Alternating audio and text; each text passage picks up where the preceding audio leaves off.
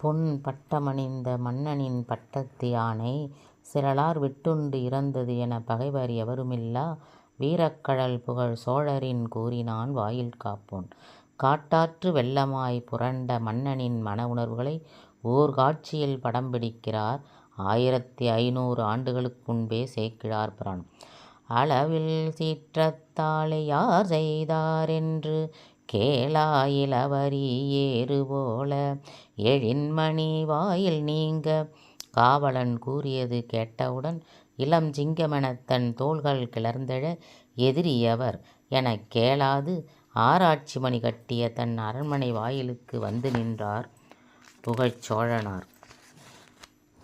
வாய்ச்சொற்கள் ஏதுமின்றி தன் செயலினால் நீதி கேட்ட மன்னன் சினம் உணர்ந்தனர் சேனைத் தலைவர்கள்.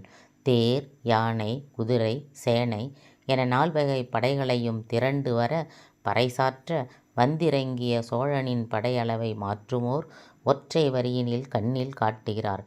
இந்திரத்தேர் மாயிடை இடையே களிறுமாகி அந்தரத்து அகலமெல்லாம் அணிதுகிற்பதாகை தூர்ப்ப என்ற தாம் படைகள் அனைத்து படைகளையும்